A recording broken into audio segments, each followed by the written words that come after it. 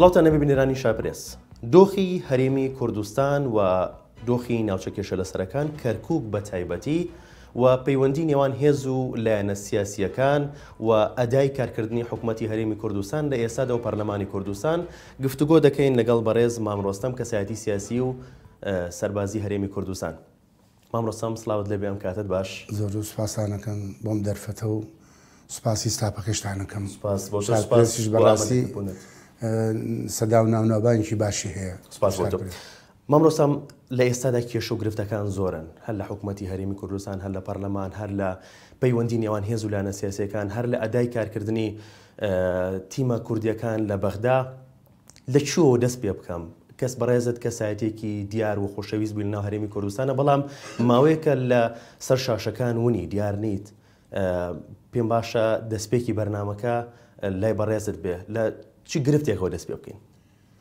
وەڵاهی زۆر سوپاسانەکەم، بەڵام ئەبێ ئێمە کە دەست ئەەکەین بە شتێک و توێژێک ماوەیەکی زۆرە کە قسەشناکەم بەڕاستی قسەمان زۆر کرد، زۆرمان هەوڵدا، ڕەنجمان زۆردا، بەڵام بەم نەتیجەیە گەیشت ئەمەکە نەدی ئەبێ لە ناو خەڵکەوە دەست پێ بکەین. تا چەند خەڵک ڕازیە بەم وەزعە، تا چەند خەڵک مقنیعە بەم وەزعە. وەختی خۆی لە ساڵی 91 کە ئینتیفازە کرا، دوای ئینتیفازە خەڵک زۆر احتیاج بوو، زۆر لە ئێستا احتیاجتر بوو. ئافرەتەکانی گەرمیانی خۆمان هەموو چوون چەمچەماڵ، گەرمیان قڵاسیەوکە ئەچوون گوڵە چنەیانە کرد. ئین لە دوای دەڕاستەوە ڕۆشتن گوڵە گەرمیان ئەچنیەوە، بەڵام مقنیع بوون، قەنەعەتیان چکم عام بوو، شتەکە عام بوو، منطقەیەک نەبوو منطقەکەی کە تێر بێ و ئەتر برسی بێ، شتەکە عام بوو، خەڵک قەنەعەتی پێ بوو. بەڵام ئێستا گروپێک ئەیخوا بۆ خۆی خەڵکەی تر بە سێرەکە، ئەم هەموو مزاهرەیە ئەکرێ، هەموو ڕۆژی خەڵ لەسەر جادەیە، ئەگەر نقصانی نەبێ مەسەن تۆ دەرماڵیان بدەیتێ بۆچی خەڵ دێت سەرجادە، ئەو ڕویان باش بخەڵ بۆچی دێت سەرجادە، جامعە داخلی ئەگەر خزمەت گوزارەکانی ڕێک و پێک بێ بۆچی مزاهراکان دێنە سەرجادە، خەڵ لە تێر و تەسەلی نایەت سەرجادە، خەڵ ئەڵێ ڕێگی برسێتی هاری پێوەیە کە ئینسان چۆن پشلێک تەناوەکەی لە ماڵێکە چێتەوە بەگشتا دەرگاکانی لەداخەی، ئەمەن وان لەم خەڵکە کردو. ینی ئەم حکومڕانی بەم شێوەیە ناڕوا بەڕێوە. کاتی خۆی ئێمە کە نوقسانیەک شتێکە بوو پەنامانە بردەچون لای مامجال گلەی بناشتی خۆمانە کرد، مەسەن بە من لەسەر لەشکرد نە شار زۆر هادەیت نوقسانەکانیەوەی ئەچوون پێمەوت هاوڕێکێدا چاکێ کرد. مەسەن لە منطقەی چەمچەماڵ هێشتا کە کەرکووکمان بەدەستەوە نەبوو 2003 بەتەنیەوە هات و شتیان چاکیان نەکرد. یعنی لە هەموو بوارەکانە تەداخلیانە کرد، مەکتەبی سیاسی زووکۆ بۆە باسی گیرروگرفتەکانیان نەکرد و تا حدێک چارەسەرێکیان بۆ دۆزیەوە. بەڵام ئێستا نازانی بۆیە مەشەوە نەقسە ناکەن، نازانین گلەی و بناش بریت بۆ لای کێ، تەکبیر لای کێ تا بچین برێن بابە ئەم ئیشەوا ناکرێت، ئەبەم نوعە چاکە هیچ نەبێ دێتە ئوسوڵ، بەم نوعیان خراپە، ینی کەس گوێت بۆ ناگرێت. مەسەلەن ئێمە لە زمانی خۆی لە یەکەم پەرلەمان من ئەندامی پەرلەمان بووم، هەموو هەر ڕۆژ بمان ویستەیە دە کەس ئیمزامانە کردە پەرلەمانتار، ئەمان ڕئیسی وزەرا بابێ، ڕئیسی مەسەلەن جێگی ڕێز وزەرا بابێ، وەزیری چەندجا یادی بەخێرخوا ئافریقا کاکدارە وەزیری مالیە بوو، کاک شێخ سالار وەزیری مالیە بوو، بانگمان نەکرد لەوێ، ئەنەکدۆنک نامان لەگەڵا ناکرد و دەدەشەیت نیامان لەگەڵا ناکرد لە باری ژیان و گوزەران و معاش و باش هاتیینە سەر ئەو مامڕۆستەم بڕم جیاوازی بکەین لە نێوان پەرلەمانی ئێستا و پەرلەمانی ساڵی 92 کە بەڕێزت ئەندام پەرلەمان بوویت. من بەڕێی من ئەم پەرلەمانی ئێستا زیاد حرم ئەو مەسرفش تایەکەن زیادەیە، وەکو دەوڵەتێکە نازم ناوکەیم بیرچوە پێشەوەی بمەلایەوە ناوکەیم ئەزانی وتی پەرلەمان زیاد ئەو مەسرفەی لە پەرلەمانێکن لە خزمەتی جادەوبان و ئاوڕۆ و ئەوانەوە خەرجەکەین. ئەن ئەم پەرلەمانی ئێمە نەکەس بە قسەیانەکە، نەئەتوان بچنە شوێن حساسەکان بگەڕێن کە پەرلەمان ئەعلا سوڵتەیە لە دنیاە، لە وڵاتان ئەوروپامانەوە بینیوە پەرلەمانیشێکە لە دەست ینی لە سەروی پەرلەمانەوە دەسڵاتتر نییە لە هەموو دنیا، ڕئیسی پەرلەمانی و دوای ڕئیسی پەرلەمان ڕئیسی حکوومەتەیە. ئەلەم بوارەیە هەموو ئەوروپاوانە کارێک مەڵام لە ئێرە نازانی کێ ڕئیسە. ئێستا مەسەن پەرلەمان شەو ئەچنەوێ و خۆلناو پەرلەمان ڕۆژ زۆر جارێ بە قڕەقڕوانە، بەڵام هیچ ئیشیان لەبەر ناڕێن. بەڕێی من نەڵێم خۆم پەرلەمان بووین و بەشان و باڵی ئەو وەختێ خۆمانە هەڵدەین، بەڵام بەڕاستی ئەو پەرلەمانی ئەو وەختە پەرلەمانێکی تر بە هەیبەتێکی بوو، کاک زۆردانی خۆ ئەفریقا، کاک فەرەنسۆ بوو، کاک مامۆستا عەزەدین بوو، کەمال بوو، نازانم کاک جەلال شەفیع، هەنی هەمووی خەڵکی کاک ملازم عومەر بوو، یەرۆخان بوو، یعنی زۆربەی مەکتەبی سیاسی خۆ ئەو وەختەش متومە وتم بە کاک جەوەرنامی خوعافەکە وتم وەڵای ئەم پەرلەمانە ئەمە تەواو نییە، نە ڕئیسی حکوومەت نە ڕئیسی پەرلەمان کە جەنابی وتم ئەگەر مام جەلال و کاک مەسعود هەریەکە پۆستێکیان وەرگرتە مەسەڵەن بۆ ڕئیسی وزرایان بۆ ڕئیسی پەرلەمان بڕواتانە بێت نەشتەڕی ناوخۆکرا نەشتەڕی برا کوژیەکرا نەوەز شتێکە چوم هەردوو لاان منافسەی شەریفانیانە کرد پەرلەمان چەند بە هەیبەت بێ ئەو هەوڵێدا حکوومەتەکە چەند بە هەیبەت بێ و چەند بە ئیشکەر بێ و لە خزمەتی خەڵکا بێمە لەوتی هێناڵێن شۆڕشەکەن لە پێناوی کۆمەڵانی خەڵکە بەڵام بە عەکسەوە ئێستا وای لێ هات ئەوەی کە ئیسفادەی لێ نەکرۆ بەس کۆمەڵانی خەڵکە ئەوە لادەکان ببینە جاران دێهات ئاوەدان بەوەشی کوڕە و کرا ئاوەدانی کردو ئەوشان بە کاولکردندا لەبەر کردیان بە معاشخۆر لەبەرەوەی دەنگ بێن بۆ پەرلەمان و سەوت زیاتر کۆکەنەوە خەڵکیان نێشتە تەنان فەلاحەت و مەردارەکەی خۆشی بکە. باشە مامڕۆستم چی بەرپرسە لەم دۆخە دوای زیاتر لە 30 ساڵ ڕاپەڕینی خەڵکی هەرێمی کوردستان و هێزولانە سیاسیەکان بەڵام خەڵکی شەرە سەر جادەیە خەڵک هەر داوای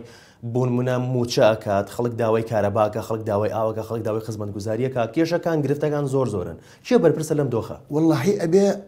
یەکەم شت ئەم دوو حیزبە بەرپرسن چووکم ئێستا گۆڕان شاتە پاڵەواژ لە حکوومەتان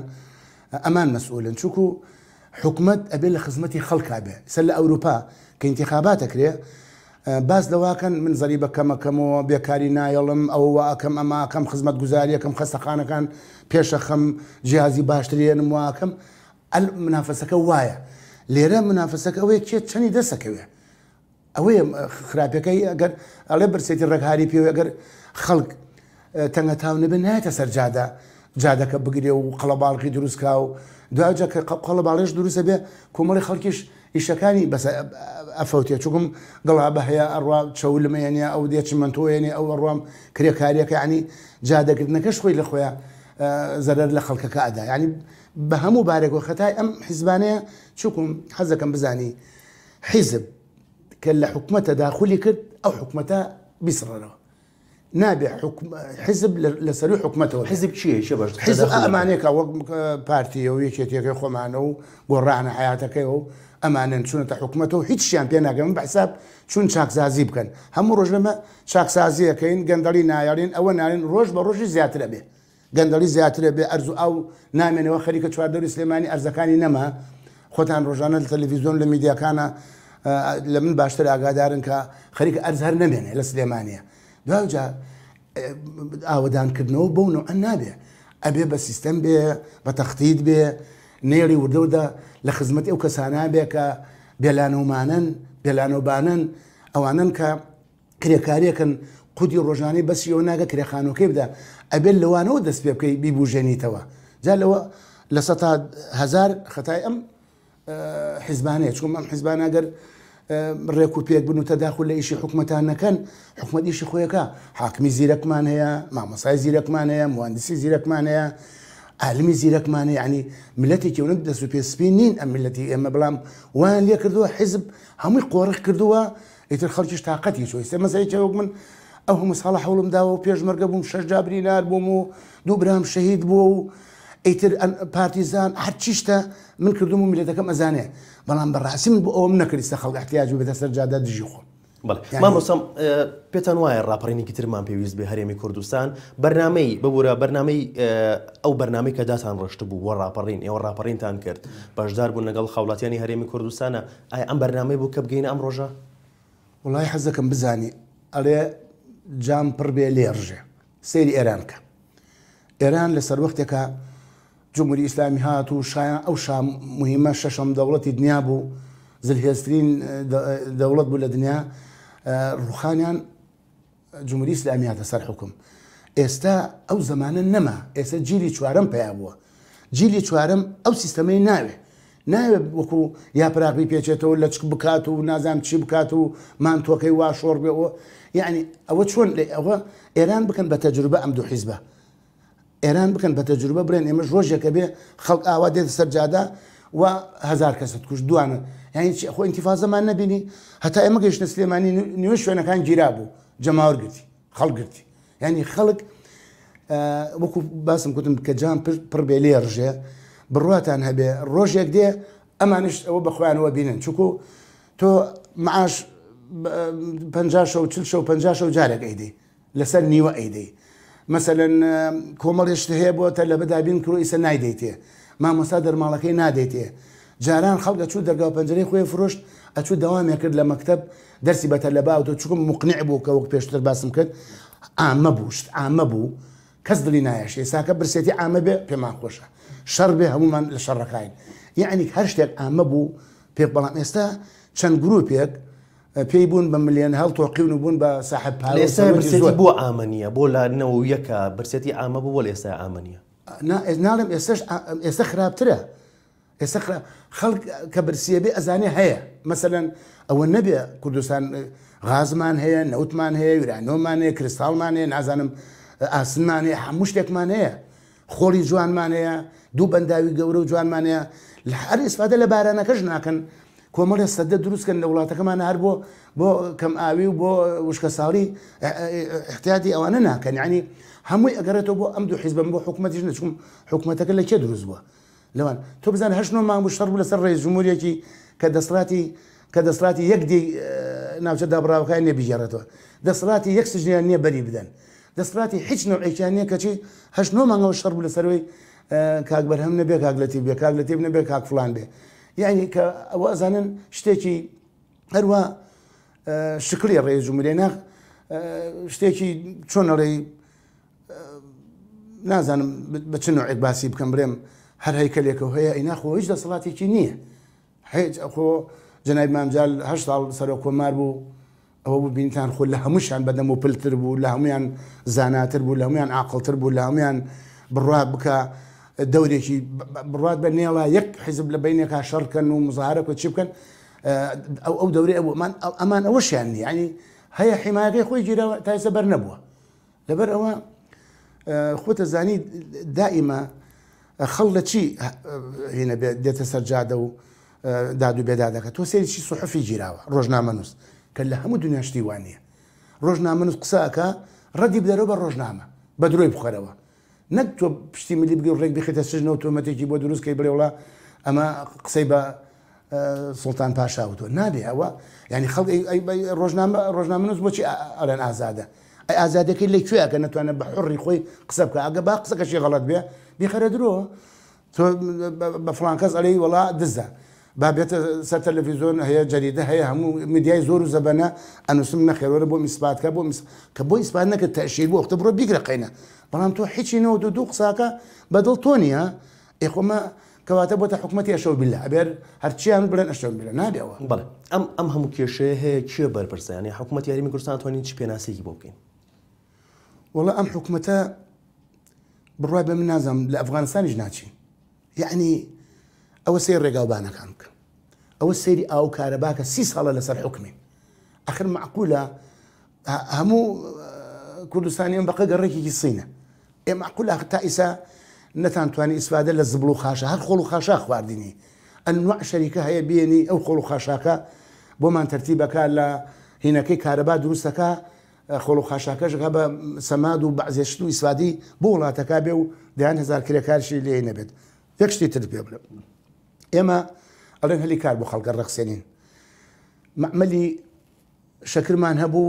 چەندین هزار کرێکار ئیشی تیا کرد و ڕوخانەوە تایکەن بە شقەوێلە معمەلی جگەرەکە بتوێن و پشدەر و دۆڵی چەرمەگا و خۆشناوەتی و نازانم شارە زور و کوێ بازیان هەموو توتنیە کرد یانهێنا لەوێ ساغانە کردەوە ئەوە جگە لەوەی 5-6 کرێکاری هەبوو هەموو فەلەحەکانیش مەشغوڵ خەڵکە چون لادێت توتنێ کرد توتنەکەینا بۆ خۆی جگەری ئێرە ئەچوو بۆ ئەوروپا سۆمەرەکە یعنی ئەمانە لە باتی هەلی کار بۆ خەڵک بڕخسێنە هەلی کاریان هەر نەهێشت خەڵان کە بە موچەخۆر موچەکەش بۆنەوە ئای دەنێ کە دایم دەست پانکاتۆلیان بڵێ کەی ئەم دەنێ مەعاشەکە واتە کابینە بە کابینە خراپتر بووین ئێمە خراپتر بوون حکوومەتی یەکەم زۆر باشتر بوو پەرلەمان یەکەم زۆر باشتر و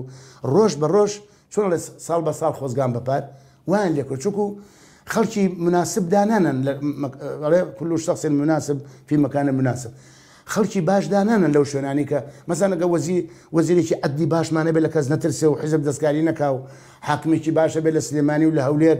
کە مطلق يعني قضایی خۆی تطبیقکە حزب تداخل نەکە کە حزب سەری لەو حکومەتە شێوانە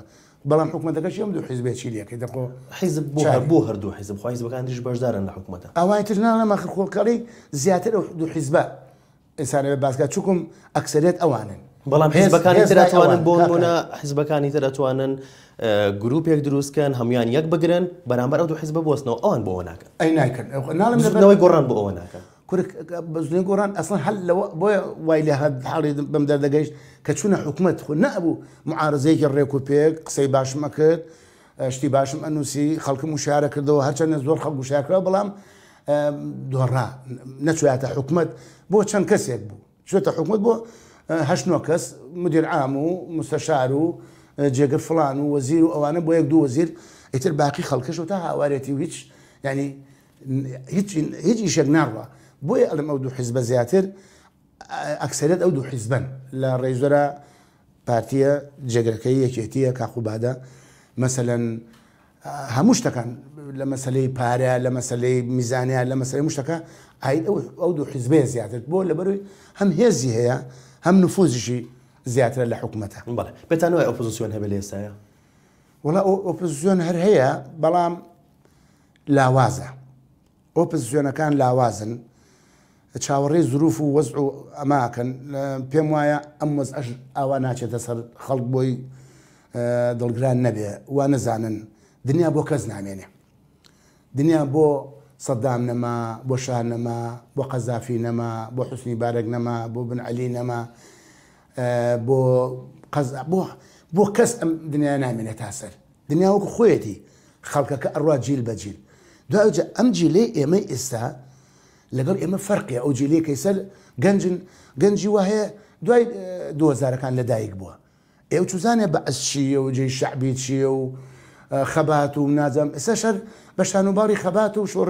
وەختێک من ئەتوانم بڵێم بەڕاستی من خەباتم کردو و وام کردو ئەوم کردو کە بەرهەمەکەیم بۆ خەڵک هێ نابێ ئێمن هیچ بەرهەمەکەمان بۆ خەڵک نێنا خەڵک سەیتەرەکان لە باتی عەرەبێ کووردە ئەمە سەیتەرە لە باتی ئەمن ئاسایش یعنی دام و دەستگاکان و خۆی وایە و چەوسانە و خۆی ماوە و هیچ ئیشێک نەکراوە ڕاپەڕین هیچ بەرهەمێکی نەبوو بۆ هاوڵاتی تقریباً بەرهەمێکی ئەو تۆی نەبوو خەڵک ناڵم ئیشەکەمان بۆ خەڵکە لە پێشەوە باسمان کەوتمان ئێمە بێت لە خەڵکەوە دەست خەڵک ناڕازیە کە باش بێت چۆن ناڕازیە ئینسان لە شتی باش ناڕازیە بێ تۆ مامۆستا حرمەتی لێ بگریت بەرشەقی نەدەی لە مزاهرەیە دکتۆر بەرشەق نەدەی خەڵک بە چەکە خۆی نەکا بە خەستەخانەکانە خەڵک خۆی نەکا بە دایرەکانە قانون مەجرای خۆی وەرگێ مامۆستا مەجرای خۆی وەرگێتە لەبەر ڕێک و پێک هینی خۆی بکە کە ناڕزایی نەما مزاهرەش ناکرێ خەڵک ڕازیە بێ کە خەڵک ناڕازی بوو هەموو شتێک چاوەڕوانکە بڕواتان هەبێ لە بچووکترین شتۆ تا گەورەترین شت چاوەڕێ بکە کە ئەم میلەتە بڕوا ناکەمەوە دەست و پێسبێ بێ مەقبوڵ مامڕۆستەم لە ئێستاە هەر کێشەیەک هەر گرفتێک هەبێت لە ناو بازارە لە سەر شەقام لە هەر شوێنێک بێت گرفتێ بێت ئەڵێن کوڕی بەرپرسە کچی بەرپرسە هیچ بە شێوەیەکی یاسایی ناجوڵێنەوە ئایا ئەمە چی ئەمەی دروست کردووە ئەمە چی هۆکارە بووە ئەوژێکێکە لە هۆکان کە وتم ئەم حیزبانە من لە ساڵی نازانم 2023 بوو لە ناوڕاستی 2004 بوو برایەکەم زەلامێکی کوشت برادێکی خۆم کوشت کە کوشتی مەجموعەیەک تاوانبار بوون لە ئەوڵەوە هەر هەمویانم گرت بردم تەسلیمی ئاسایشم کرد کاک سەرکەوت ئێستش ماوە کاوەیە کرەمی وسا گورون ماوە ئەوان ئاسایش بوون تەسلیم ئەوانم کەوتم حەزەکەی لەم دەقۆ ڕەمیان کرد باشە تا ئێستا کەسە دی وا بکە ئەمانە ئەگەر کوڕەکەیان کچەکەیان براکەیان برازاکەیان پێشمەرگەیەکیان حرەسێکیان شتێکی خراپکە قۆڵی بگرێت تەسلیم دادگای بکە کە شتی خراپاکە من خۆم لە مەتار مامجال باوشی کرد بە ملمە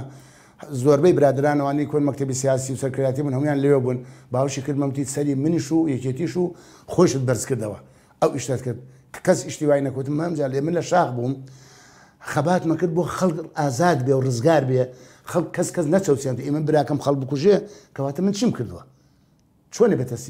تەسلیمیشم کرد 20 ساڵ حکماندا دوای خۆ دەزانی 12 ساڵی تیا بوو تەداخلم نەکوت تا ئێساکەش کە بچم دەستی ئەم ئەو ماچکەم سوڵح بکەم وتم با مەجرای خۆیان کرد دوانیان سجن بوو یەکی 12 ساڵ ڕەبەق لە سجن نبوون باشە ئەم مەسئولانە ژوا بکەن قاتل و خەڵکی قاچاق نەگرنە خۆیان وڵات خۆش جوانە ڕابڕێ وڵاتێکمانی حەزەکەم بزانانی وەکو باسم کرد هەرچی سەرۆت هەیە لە وڵاتی ئێمە هەیە چی دەستی بۆ بەی سەرۆت و ئەوروپا خۆ نەوتیان نییە ئەڵمانیا بڕۆڵی سەعاتە وڵاتەکە بۆ لە بەرەی قانونیە ئێستا من بەری ممکن بە محافظی بەرلین وەکو خۆی بم بەڕێوە بۆ چون قانون ناتوانم لێ لادەم یەکێ تەلەفۆن کابرێ فڵان وا بۆ لێک والێکە نایکەم لە بەرە وڵات ئەوەی بەرلینیش بێنە سلێمانیە هەولێر وەک ئێرەی بە چون قانون نییە بە هەتاوەرە عاقڵ بێ کابرا وا بێ کە قانون مەجرای خۆی وەرنەگرت ئەبێ بۆ پاشاگەردانەکەی سایبینی هەموو ڕۆژە شەڕە جنێوە و شەڕە نازامی ئەعلامە و فلان فلانی گرت فلان فلانی کوشت یعنی وڵات میلەتەکەمان بێزار بووە لەمە کور ئەڵێ شەڵڵا خەباتان نەکردایەوە ئێمە بخمان لە شوێنی خۆمان بوونایە ئەخە معقول ێستا کوڕە شەهید کوڕی ئەنفال کچی ئەنفال خۆزگا بە سەدام خواز ئەخە معقولە ئەو سەدامی کە 1920 کەسیان فال کرد 6,000 ڕوخان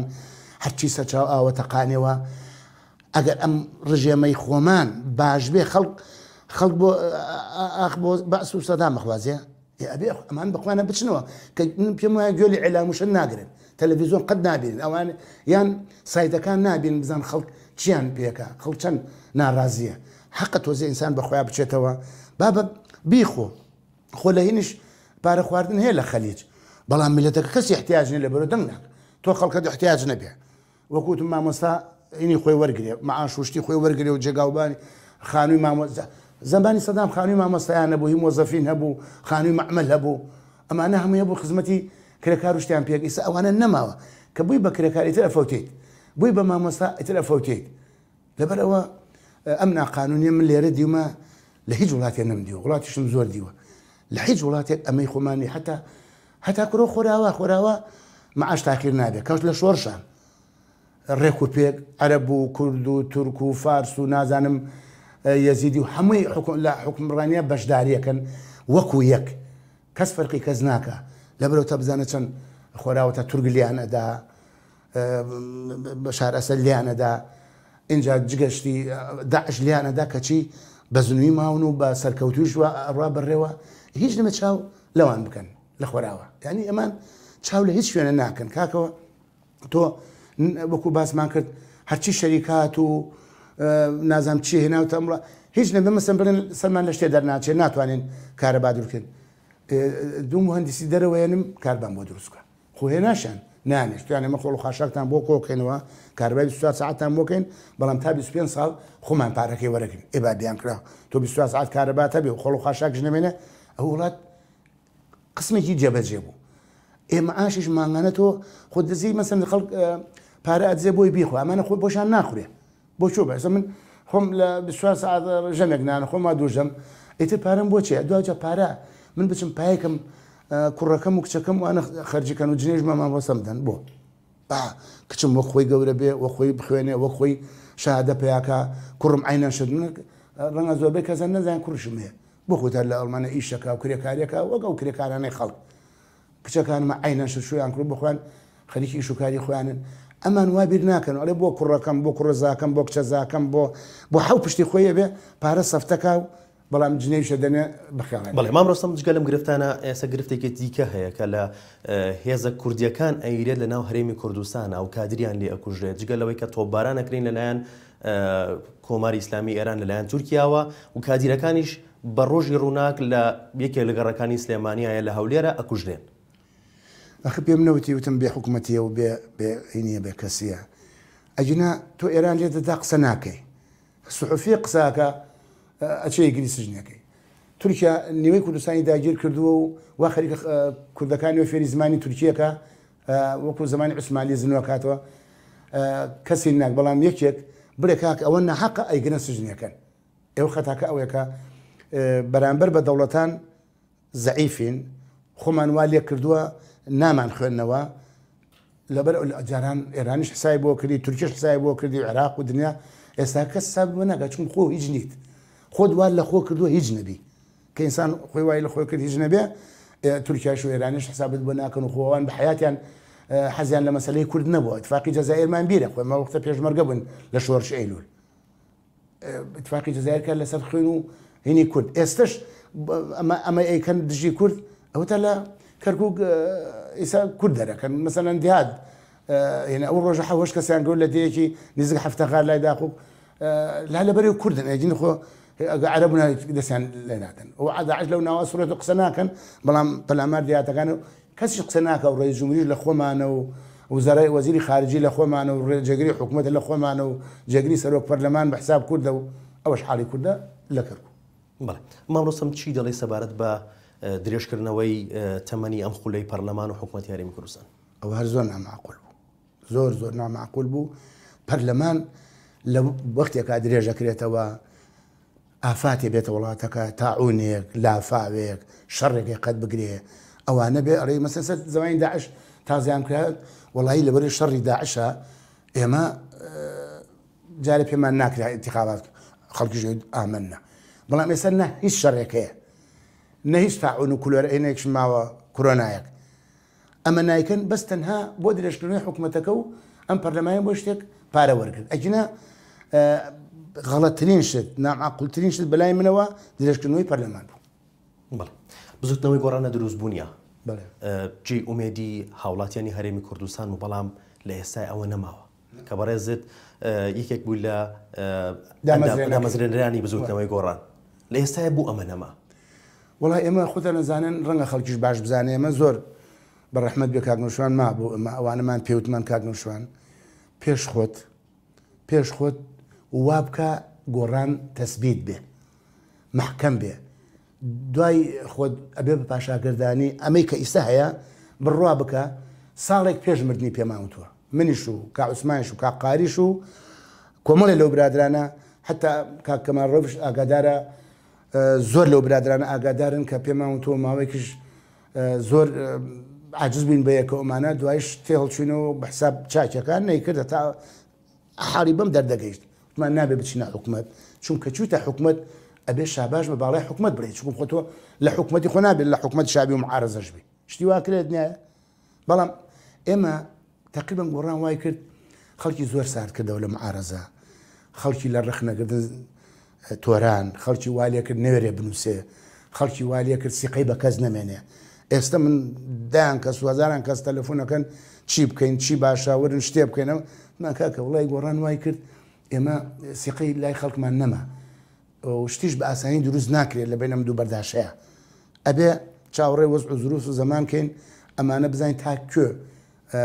ئیدامە بەم گەندەڵی و بەم لار و خوارە ئەدەن و تا کوێ ئەم ملەتەمانە چاوسێنەوە کە ئێمە خەباتمان بەڕاستی کرد ئێمە چوین بۆ پارتیزانی ئێستا بۆ گەنجی ئێستا ئەم جیلەی بجێڕینەوە گاڵتیان لێدێ بڵێم ئاردمان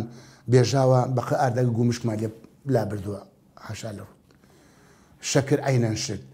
یعنی ئەگەڕان لەو کۆرە دیانەیە کە وێران ببوو تۆزی ئارد و شەکر و چاوشتمان کۆ کردو ئەوە بۆ ئیدارەمان کرد ئیدامەمان بە پارتیزانی داوتمان ڕۆژێکە بێ وەزعێک دێتە پێشەوە کە ئێمەشی تر ببینە کوڕی باوکی خۆمان ئەوە بوو خوا سەدامی بێعەقڵ کرد و ئەمریکای بۆ نازڵ کرد ئێمەش هاتین هاتی خۆمە ئازایی ئێمە نەبوو ئازایی یەکەم ئەمریکا بوو کە لێداوە بێعەقڵی سەدام ملی شۆڕ کردایە بۆ ئەمریکا نە ئەڕووخا و هەر ئەژما ئێمەش هەر لەو شاخانە و لە ئێرانە کەوتین ئێکە ئەمە دەستکەوت هاتە سەر حازری و ڕێک و پێک و میلەتەکەت مردانە هات هەزاران شەید میلەتەکەمان شەیدە ئەگەر ئەوە بە پاراستای و خزمەتی گەنجەکانی ئێستا بکەی گەنج بۆ جنێو دەداتێ گەنج بۆ دێتە سەرجادە یعنی ئێمە پراسیمە ئەوەی کە کردمان و پێشمەگاتی یعنی بمزانایە وەزعەکە بێتم ئاخرەکەی وای لێ دێ ئێمە ئەمەمان نەکردنەوە هاچی دەسوپل و گیانمەوەی پارچەیە بارمە تارێکا ڕۆم ئەزیێڕێنە تا پیانە من ئەمە وەزعەکەمە ئینجاڵێن بڕۆ ئێمە بۆ ئەوم کرد من میلەتەکەم بێ مساهرەم دش بکە یا میلەتەکەم شەو ڕۆژ هەڵسی بڵێ نان و ئاوم نییە معاشم نییە ڕێگاوبانم نییە جادەم نییە کارەبام نییە پاش 30 ساڵ ئەو ئەڵمانیا وێران ببوو من لە چەند شارێکم بینی مەسەن ئەو نیوێرنبێرگا بەس کلیسەکەی مابوو هیچی بەسەری چۆن نەمابوو بە 5 ساڵ تا 7 ساڵ وان لەو ئەڵمانیا کرد ئەڵ یەک فیشەیتیانە تەقیوە بەریتانیا کردیان بۆ بەریتانیا عوزما کە ئەیبینی کامووی تیارە وێرانی کردبوو ئێمە لە باتی چاکێن وێرانترمان کرد مام هۆکاری دوورکەوتنەوەی مامڕۆستەم لە بزوتنەوەی گۆڕان چی بوو ئەگە بە کورتی بە مام بڵێ وڵا ئەوەیە بە کورتی پێم نەوتی بە قسەیان نەکردین لە بەروی چەند تۆ ئەچین بۆ ڕێگایەک منڵێم ڕۆم بەرە و کانی گۆمە تۆڵێ ڕۆم بۆ عربەت ڕێک نەکەوتیم بۆ خۆمەچم بۆ کانی گۆمە خۆمەتۆچی بۆ عربەت یعنی کە تۆ ڕێک نەکەوی لەسەر شتێک ئێمە دامانە بە شەرتێ من نەبێ بە خۆڵکێشان بەقەدەر هەموو گۆڕان من هێلاک بووم وتمان بەسکم شتێک دروستکەین پارتیوێک تریش بەخۆیان بچێتەوە شتێ بێ بۆ خەڵک بێ لە حیزب بچین لە معارزەیەکی معقول و ڕێکوپێکی کە بە قسەیان نەکردن ئاو بە دوای بێڵمان نهات بەڵام بەدوورکەوتنەوە لە بزوتنەوەی گۆڕان وترا پەیوەندی کاتەوە بێکێتی نیشتیمانی کوردستانەوە خۆگەر سان پەیوەندیشمان کردایە ئەو زمانە خۆ عیبە نەبوو یەکەم مەفرەزەی سەرەتایی یەکێتی نیشتیمانی کوردستان 76 بەڵام ئیتر خۆ تەقاوتین کە تەقاوتیش بی تازە بچی هەرچی بکەی ئەم جیلەی ئێستا گوێ لێ ناگرێ ئێستا مەسەلەن چ پارتیش و چ یەکێتیش و ئەوانە یا حتا گۆڕانش ئێمە بڕۆین تەکبیری باشیان بکەن عەقلان ئەو تەکبیری ئێمە پیان وایە ئەمە کۆن بووین مێشکمان کۆن بۆ شتی تازە دێتە باشە میشە زانم مۆبایل تازە هاتووە تەکنۆلۆژیای تازەیە ئەنتەرنێتی تازەیە بە پێی ئێوە بجوڵێرەوە وانە بە پێی عەقلی شاق مەکە کاکە عەقلی شاری ئێستا عەقلی شارستانی ئاوا ڕابڕێوە بەم نەوعە کە هیچ کەس بە کەس نییە و ڕۆژێش نەکوژرێ ڕۆژە زەلامە کوژێ ڕۆژێ ئەم هی ئەوە کوژێ ڕۆژێ ئەو هی ئەمە کوژێ کەسیشی ناکە و لەم لاش و ئێران و تورانیش دەمیان هەڵژەنوین و ئیتلاعات و ئیتر چیەکەی خۆ بەڵێ مامڕۆستەم لە کۆتایی ئەمە بزانم کاتی ئەوە هاتووە بە بڕوای بەڕێستان کە هێزێکی تر دروست بکرێت کۆکەرەوەی ئەندامە ناڕازیەکانی هێز و لایەنە سیاسیەکانی تر بن و ئەوانی کە ناڕازین لە حکوومەت وەڵاهی پێم وتیش یەکەم جا عەرزم کردی ئەو زوروفە لەبارە دێت ئەوان پێم ئەم وانە ڕۆبەڕەوە ئیدارە نادرێ قسمێک بچنە تەبەقی ئاسمان و قسمێکش لە ژێر پیانە بێ ئەوە دروستە بێ ئیتر درەنگ و زوو کەوتووە ناتوان مەسەن ڕۆژەکەی تەحدیدکەم بەڵام ئەوە درەنگ و زوو کەوتووە ئەوە دروستە بێت و لەمانیشی قبوڵ ناکەن ئەکرێ پێشبینی بکرێت چێ سەرکردایەتی وێزاکات ئەوە ناتوانەوە برم جارێ بەڵام ئەوە ڕۆژگار دەرێخە ڕۆژگار دەرێخە لە پێش چاوی خەڵک کێ ئەزمموی باشە کێ بە ئەمەکە کێ پاکە کێ ئەزانێت بۆ خەڵکی خۆ ئینسان ئەبێ شتێک دروستکە بۆ من شتێک دروستکەم بۆ خۆم نییە جیلی دوای من ئسفادەی لێ بکەوە بڵێ ئەی ڕەحمەت لە قەبرەکەیان کە ئەمەیان دروست کرد خۆ ئینسان بۆ منی مەسەن من بەیانی شتێک دروستکەین من بکەنە ڕێزۆرە یا وەزیری پێشمەرگە یا وەزیری شێک یا پارۆپۆلێکی زۆر دەستکەوێت بڵێ مەڵاحی ئیشەکەمان باشان مهم ئەوەیە ئەڵێ شەودز و ڕۆدز کامیان ئازان ئەڵێ ئەو ئازای بهێنێ چی ئازایە ئەوە بەرهەم بێنێ بۆ میلەتەکەی بۆ خەڵکەکەی بۆ کچوکوڕەکانی بۆ نەوەی داهاتوو کە لێت بڵێن هیچ نەبێت جارجار بڵێن ڕەحمەت لەوەی ئەم شتەی دروست کرد کە ئاواسە خەڵک حەساوەتەوە ئاو کارەبا باشە جادۆبانەکانمان باشە پارە لە خزمەتی خەڵکایە حزب لە خزمەتی خەڵکایە ئەمان وان لێکۆ خەڵک لە خزمەتی ئەوانە ئێوە نابێت لێ دیاکەوەنێ لە هەموو دنیا حکومەت و حزب لە خزمەتی خەڵکایە نەک خەڵک لە خزمەتی حکومەت و حیزبابێ هەموو دنیاوە. سوپاس بۆ بەڕێز مامڕۆستەم کەسایەتی سیاسی و سەربازی هەرێمی کوردستان سوپاس بۆ بەشداریکردنت لە بەرنامەیەمانە سوپاس بۆ بینەرانی شارپرێز کە تا ئێستا بینەرمان من هیوای کاتێکی خۆشتان بخوازم.